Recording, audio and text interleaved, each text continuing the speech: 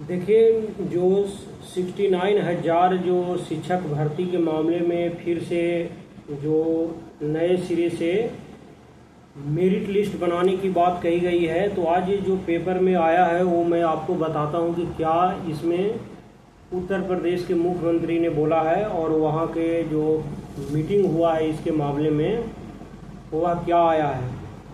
लिखा इसमें कि उत्तर प्रदेश के परिषदीय स्कूलों में 69,000 शिक्षकों की भर्ती मामले में आरक्षण की विसंगतियों को दूर करने के लिए हाईकोर्ट के आदेश पर जल्द नई मेरिट लिस्ट बनाई जाएगी। यानी आपको पता था कि इसमें ज्वाइनिंग भी करा दिया गया है सबको, और फिर से इसमें मेरिट लिस्ट का धांधली बताया गया था कि इसमें गड़बड़ी हुई है, तो उसी के आधार पर ये फिर से मेरिट लिस्ट बनाया जा रहा है कोर्ट के अनुसार। मुख्यमंत्री योगी आदित्यनाथ ने बेसिक शिक्षा विभाग के अधिकारियों को स्पष्ट निर्देश दिया है कि इस संबंध में सुप्रीम कोर्ट के ऑब्जर्वेशन और हाई कोर्ट को लखनऊ खंडपीठ के निर्णय के अनुसार कार्यवाही की जाएगी। यानी इसमें जो सुप्रीम कोर्ट का आदेश आया है और जो लखनऊ जो खंडपीठ है उसके आदेश के अनुसार भी इसमें संशोधन किया जाएगा। उच्च स्तरीय बैठक में योगी ने विभागीय अधिकारियों से कहा कि किसी भी अभ्यर्थियों के साथ अन्याय न होना चाहिए।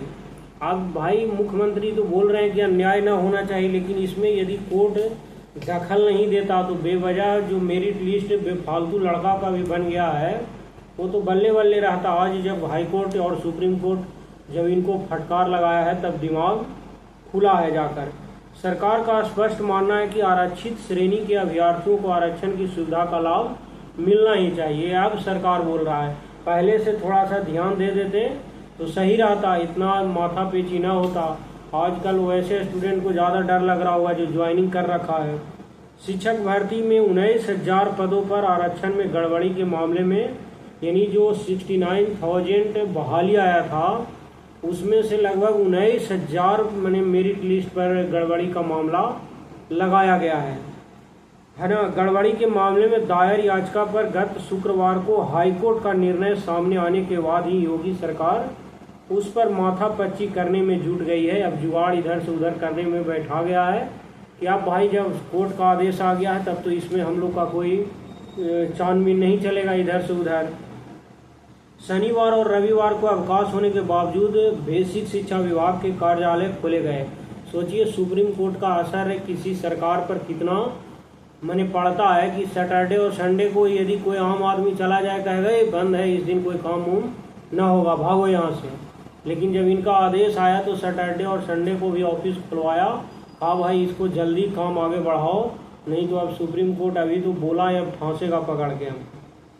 स्कूल शिक्षा महानिदेशालय, बेसिक शिक्षा सचिव और प्रमुख सचिव ने संबंधित मामलों के दस्तावेजों को रविवार को मुख्यमंत्री के समक्ष रखा है ना कि लीजिए भाई आपको हम कोर्ट ऑफिस खोल के 2 दिन के अंदर हम आपके अंदर रख दिए रिपोर्ट। मुख्यमंत्री द्वारा अपने सरकारी आवास पर देर शाम बुलाई गई बैठक में तय किया कि हाईकोर्ट के निर्णय को सरकार सुप्रीम कोर्ट में चुनौती नहीं देगी।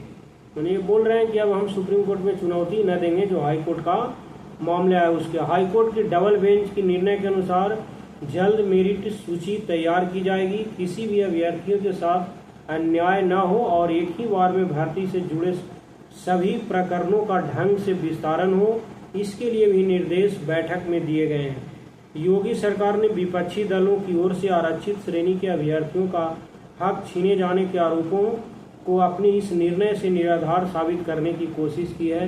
अब विपक्ष बोलेगा ही भाई, अब जब कोर्ट का फैसला आया है, फटकार लगा है, तो अब विपक्ष पर जितना भी आप भंडा फोड़िए करना तो पड़ेगा। अब किसी भी तरह से कोई भी सुधार यानी योगी सरकार कर रहे हैं तो ऐसे स्टूडेंट को मिल जाए जो भाई पढ़ने में ठीक ठाक है, जो मेरिट अपना मेरिट के दम पर इसमें चयनित हुआ है तो सही रहेगा। या आरक्षण के मामले में जिसको आरक्षण मिलना चाहिए सही रूप से उनको मिल जाना चाहिए, तो ये अच्छी रहेगा। जो आरक्षण के हकदार है उसको तो मिलना ही चाहिए। भर्ती प्रक्रिया संबंधी सुप्रीम कोर्ट के जो भी निर्णय हैं उन्हें भी सरकार लागू करने के भी पक्ष में है। पक्ष में नहीं, अब रहना पड़ेगा ही, क्योंकि जब सुप्रीम कोर्ट का जब ठसाई होता है तो बढ़िया बढ़िया आदमी को यानी प्रधानमंत्री तक को हालत खराब हो जाता है। गौरतलब है कि 2-3 प्रश्नों के गलत उत्तर को लेकर अभ्यर्थी सुप्रीम कोर्ट भी गए थे। 2-3 को उसमें गलत उत्तर भी दे दिया था। क्या मैंने उतना बड़ा मंत्रालय रहता, उतना बड़ा अधिकारी भी रहता, तो भी उसको समझ में ना आता कि क्वेश्चन कैसे गलत उसमें सेट कर देता है। यही सब 2-4 नंबर से कुछ लोग को बाहर करेगा ताकि बाद में वो चैलेंज न कर पाए।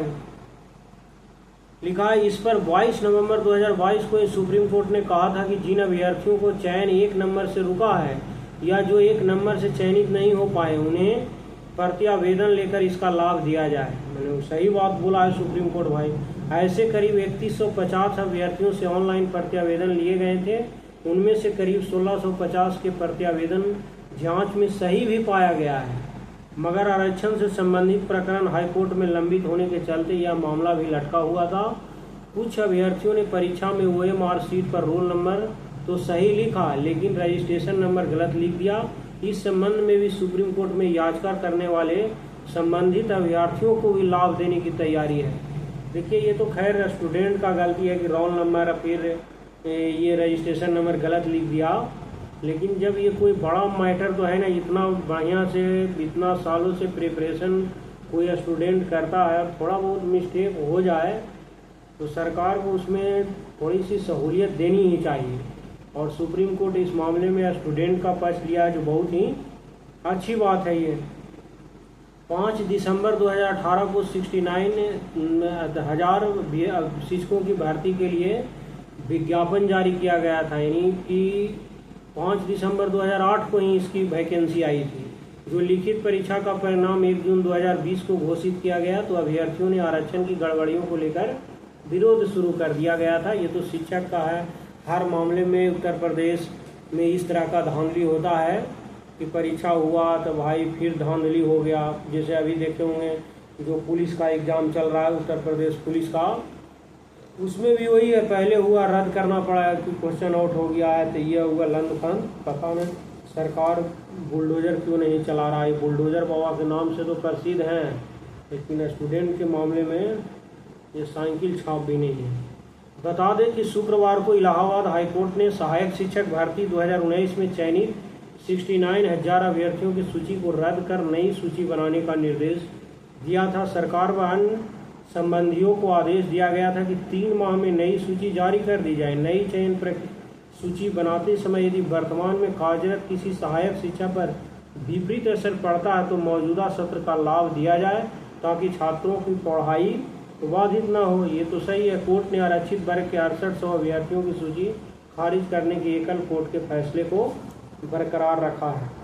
अब देखिए ये आया है, अब भाई कल क्या होगा। इन्होंने योगी सरकार तो संडे और सैटरडे को ऑफिस खुलवाकर अपने सरकारी आवास पर मीटिंग भी लिया अधिकारियों के द्वारा, और इस पर अपना जो लंबित मामला है उसको सुलझाने में तो कामयाब हो गए हैं। अब देखिए 1-2 रोज में क्या होता है। यदि समस्या सुलझ जाए तुरंत तो स्टूडेंट के लिए और बहुत फ़ायदा होगा, क्योंकि ज़्यादा समय तक लगेगा तो ज़्यादा स्टूडेंट को परेशानी होता रहेगा, बेवजह आगे पढ़ने में भी दिक्कत होगा।